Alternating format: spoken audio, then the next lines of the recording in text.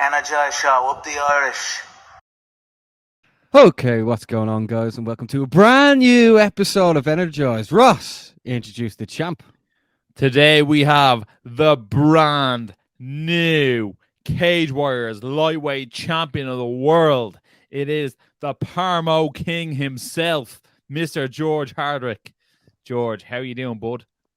I'm feeling very good. Very full in the belly. That's what we like to hear, man. That's what we like to hear. George, how does it feel to be the new Cage Warriors world lightweight champion? I just get moments of it sinking in, and it's like, say when a fight happens, you don't remember the whole fight once it's just happened. What happens is your brain kind of like drip feeds it to you in these weird ways where you just get moments where you're, oh, fucking hell, that happened in the fight. Like, I remember, it just came to me a few seconds ago. Mark Goddard stopped to sort out Kyle's glove because the tape was coming off. And I just remember looking down and bleeding all in my belly. And that was a moment just popped up in my head. It's just weirdly like moments from the fight just are flying around in the ether, then just pop into your brain. That's actually that's mad the way that it does drip feed like that. Obviously you and Cole come on the show before the fight actually happened. I don't think we've ever asked anyone this after the fight. Did you get anything from Kyle from sitting down, the four of us talking beforehand, or did that just not play any factor whatsoever? Didn't really play any factor. See, I stuck true to my plan of walking him down and throwing body shots. I thought he was going to wrestle more. That's the thing. He did say he was going to wrestle. Get your wrestling shoes, and then how many times did he try and take you down? I think it was like once or twice. It was like 2 or 3 around, but he didn't try and chain wrestle like he said he would. He just jabbed me up instead. Yeah, he was very sort of tapping away with those 1-2s that and there wasn't a lot of velocity behind them. It was almost like a Diaz-esque style of just death by 1,000 cuts by the looks of things. Did he hurt you at any stage throughout the fight, George? I was never wobbled, but there was a stage where I'm like, towards the end of the first round, I'm busted up. And I thought, he's the wrestler. I'm getting embarrassed here. I was thinking that towards the end of the first round. I went back and I thought for a second, am I as good a striker as I thought I am? I was having these thoughts, but the way you prepare, you just end up doing everything automatically as well. So just plowed on. Yeah, that is something I want to touch on. Obviously, after the fight, you talked about Middlesbrough Fight Academy and how you're a small gym in the north of England, and it was almost like a David versus Goliath in terms of gyms beating a lad from AKA. How much work goes in the practice rounds with Harry? Because I know you guys say you're the only 2 pro fighters out of MFA, but how much work goes in with Harry for a fight like this? See, absolutely, loads of work goes in with Harry.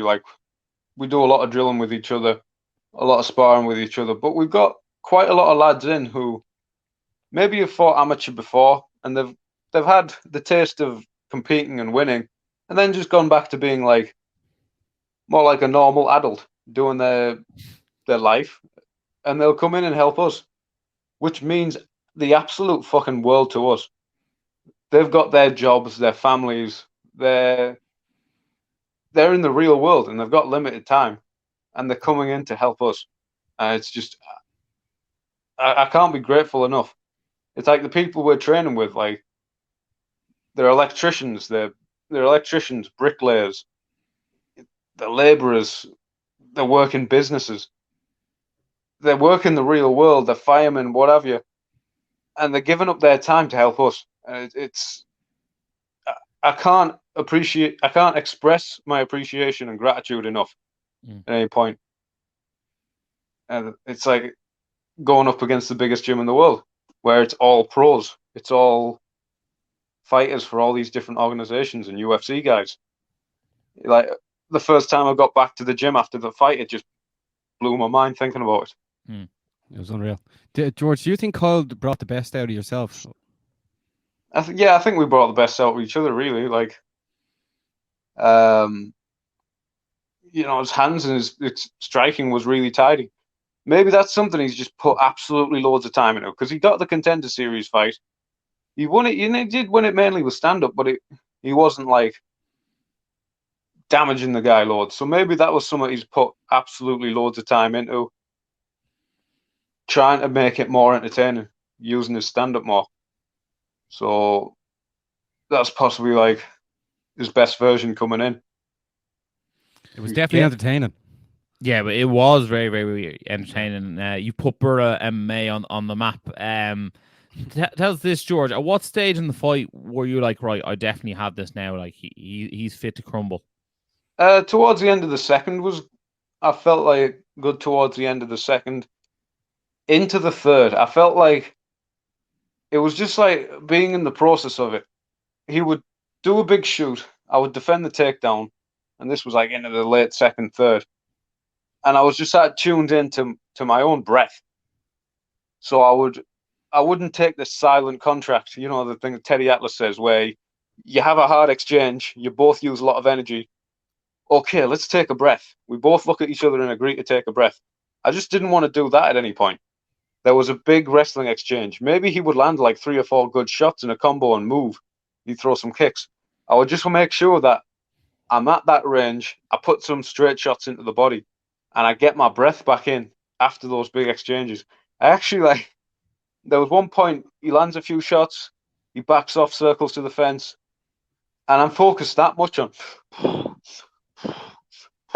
getting my lungs open that I breathe too hard, my gum shield pops out, and I have to just shove it back in because I'm focused on my breath that much. But the result of that is I didn't feel tired at any point in the fight. And obviously, I know you called the finish in the fourth. You said you're going to get him out of there in the fourth. Were you surprised when you were actually able to do it? Because he did seem quite durable. He did seem quite tough. I'm not surprised by getting the finish in the end, because Pete was saying this before the fight. My coach, Peter Irvin, he says, when someone's starting to break. That's one of your skills. When someone's starting to break. When to ramp it up as someone's starting to break. Not just ramp it up for the sake of ramping it up, but as you're starting to feel their fatigue. That's something he's saying, like, you've got that sense of when people fatigue and when you can break them. And it was into the third round, I felt him slowing down. He would wait around and take shots that he wasn't taking in first or second because he was moving. Yeah. That first body shot knockdown, like, when that came, it came quite quick, and I didn't know if it'd be finished or not. Fair play to him for getting up after that. I did not expect that. And he landed his best shots of the fight literally seconds later. It was such an entertaining fight, George. Yeah, I think all George Hardwick fights are though, Baz, aren't they? Yeah, I know. It was just wild. It was just so wild. In fact, all Hardwick fights are as well. All Hardwick fights. Yeah, I don't want to take away from Harry either. Fuck him. And then obviously, you got the hand raised, and it became a very emotional moment for yourself. I know you touched on it post fight that you said you didn't think you get so emotional, but now that you've had time to digest it, are you glad you let those emotions out in the cage? Oh, I mean, there's no way I could have not let them out in the cage. It was. Especially, I got the first knockdown. That was like a flash. I'm like, boom. I'm just kind of in the moment there. The second one, he's been breaking more and more. He used loads of energy at the end of the third round to keep himself in it, which he had to use. He had to use that energy to keep himself in it. And then in the fourth round, he shot that massive takedown. And it took a lot to fight it off. But once I fought it off, I just circled round again, getting that big breath in. I'm like, I've got him here. I've got him. He circled into, like, his punches had like 10% of the zip on them. He circled into that body shot, and it was as he was on the floor. Like, I'm throwing the punches. The fight isn't even over yet. And my brain is just, it's my belt. It's my belt. It's my belt. It's my belt. And then when Mark Goddard's in the corner of my eye, when are you going to step in? When are you going to step in? Oh, shit. And then it was just fucking... It was just mental. I wasn't full compass mentis at that point. I didn't think so. It was mental, Baz, wasn't it? Yeah. George, like when the belt was finally put around your waist, like how did that feel? And also, have you got the belt there? Yeah, I got the belt here. So here on It me. has been taken off. How did that feel when you finally got that moment? Because like usually you're very happy go lucky, but like to see you so emotional, George, it was I think everyone got to see a different side of Mr. George Hardwick there. I think that build up of cancellations, you know, first time the title fight was set, it went on the day.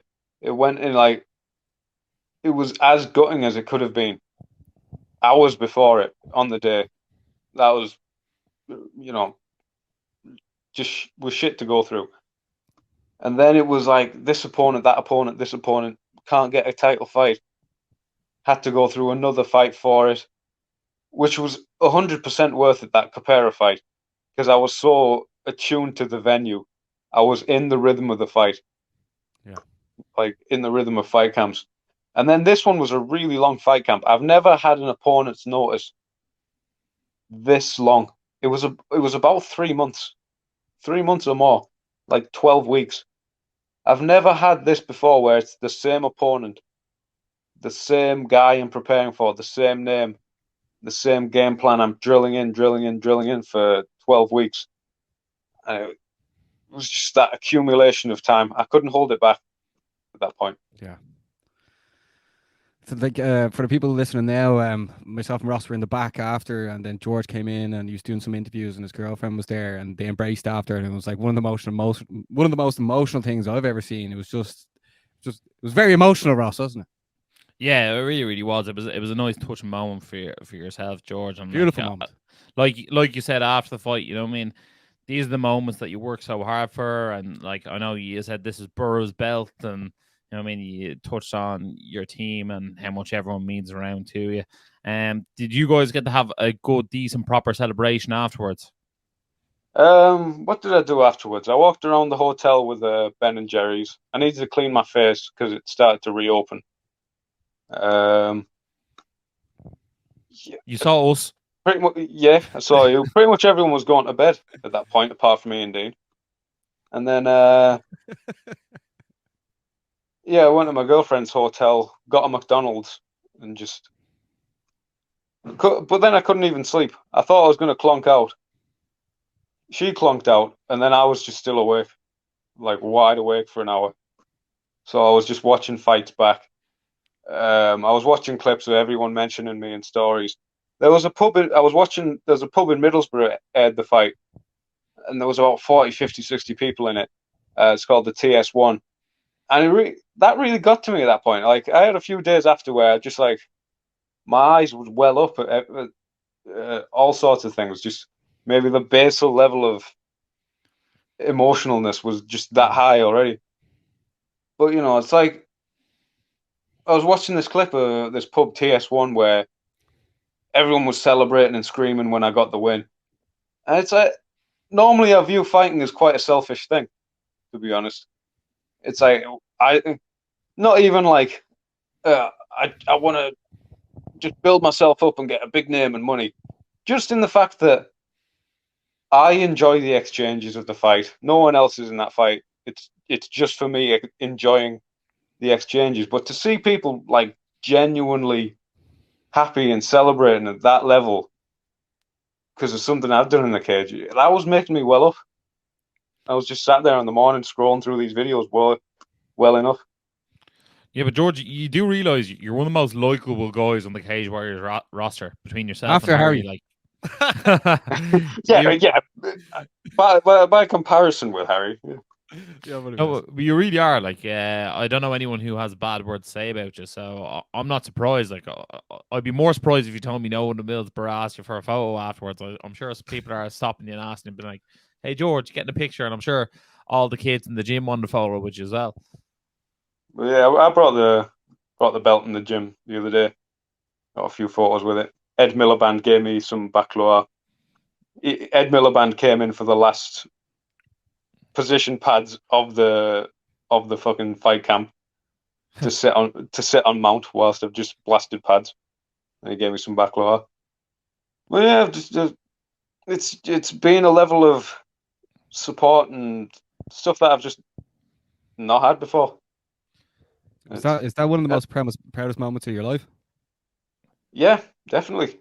I've never had like a build up of emotion like that, and just like at a release of emotion like that. I tend to think of myself as fairly stoic and not stoic in like, look at me, I'm stoic and tough or whatever. Just in a very like, I don't get flustered by a lot of the things because I'm like, we're on a floating rock in space. Why would I? Yeah. But yeah, it's I can't put into words just the support and like the support from Borough. You know how it's made people in my hometown happy. I can't put it into any kind of words. It's insane. Is it that feeling of warmness then when you sit down to a freshly cooked parmo? Is it the same feeling as us? Not that close. Not that close. I've been on a parmo a day for the past 3 days. Well, it's the only way to be, George, though, isn't it? Parmo and a bit more. On Sunday, I went for a Parmo with my girlfriend, and I knew she'd struggle to finish a half Parmo, but I told her to order a full one because I knew she'd leave a half. So instead of me just having a full Parmo, I had a Parmo and a half Parmo, and that was just right. Some people go on the drink. George Hardwick goes in the Parmos. You better believe it. I don't know how good an idea it is to go on the drink after taking that many digs to the brain. Probably not ideal, but I think a lot of people do it anyway. I'm giving it 1 week until like next weekend. And until the weekend coming. George, tell us this. We've been talking for a little over 15 minutes and we haven't mentioned what's next because we want to relive that moment with you. I know you talked about Joe McColgan in the cage afterwards. I know Mike Figlack had some words to say that he wanted a title shot next. What would you like to do next? And more importantly, I think it is, where would you like to fight next? So I'm a competitor first. Brands and organizations, they're secondary. It's all about opponents and what have you. Obviously, it's like the UFC, if that's the offer, I wouldn't know who the guy in the UFC would be. So it's harder to put a face to that. Whereas Figlack and McColgan are people I've known for years in the scene. So they're easier to put a face to and easier to imagine situations in the fight and how I would train for it. So I have no idea at this point. I'm just enjoying getting back into training, eating shit tons of Parmos. But I'd love either of those fights. And if the UFC calls, the UFC calls. I did see Cage Warriors put out a new schedule, and I think Manchester is in November, if I'm correct. Barry will probably tell you now in a sec. But if that was a time, would November be enough time to get back up? And obviously Manchester would probably be closer to Middlesbrough than anywhere else. Would that be something that would interest you? Yeah, because it's like November and December 31st. Like it'd be the back end of the year. Yeah. Because I've been back to back fight camps, even though the Medi fight didn't come off. I had a grueling fight camp for that, especially training to fight a boxer. I had to get a lot of rounds with boxers where you kind of accumulate a bit more damage in sparring. So that was a hard camp. I've been back to back. Towards the end of the year, would give that nice little bit of recovery, little bit of mental break, and then I'd be back in. November 12th is Cage Warriors Manchester. Are the 2 in November? The 3 in November. 3 in November. Yeah. I think it's like the 5th, the 12th, and the 19th or something. It's 3 weeks in a row. 4th is London as well. 12th Manchester, and then they go back to London again. George, another question on that. Obviously, on the media day, you and Harry did a face-off with Matt and Mike Figlack. What was that like? And was there a moment where you stood across from Mike and went, this could be the next fight for me? Well, with that stare down, it's just like, well, he's in my division. I can't stare away. But there's nothing going on in your eyes at that point. It's like we stare down for 10 minutes. It was Who about picks first? the lights went off. That's the only way to get them out, Ross. They had all the photography lights in there, and someone like stepped on a wire or something like that, and the lights went off. We looked around a bit to see what was going on. They went back on, and we just went back to staring at each other. Like, but yeah, I wished him luck. I was like, I hope you bash Aggie. You know, he's a bit of a lemon. Like out of those two fighters, Figlak was way more entertaining than Sadari. We bumped into each other after the fight. He said congratulations to me. I said congratulations to him. He was saying I'm glad you won the fight. You're more entertaining than like this kind of wrestling style. We have similar styles. We had respect for each other on the night, but I congratulated him. But you know, to be honest, I had that massive stare down with him, and it wasn't like afterwards. I'm like, oh my god, I'm riled up. I've got to fight him. I've got to fight him. You could probably guess what I did. I went back up to the hotel room to chill and play Resident Evil 4 on my Nintendo Switch. And it's like, oh yeah, just sort of stayed on. I'm like, whatever. I'm just playing Resident Evil 4 again. I think that's the most George Hardwick answer we've had today, Paz. Well, that's why we love George Hardwick, man. Like George, like after you won that, like I mean, obviously we be impartial during the face-offs, and like we didn't really know Kyle, but we know yourself.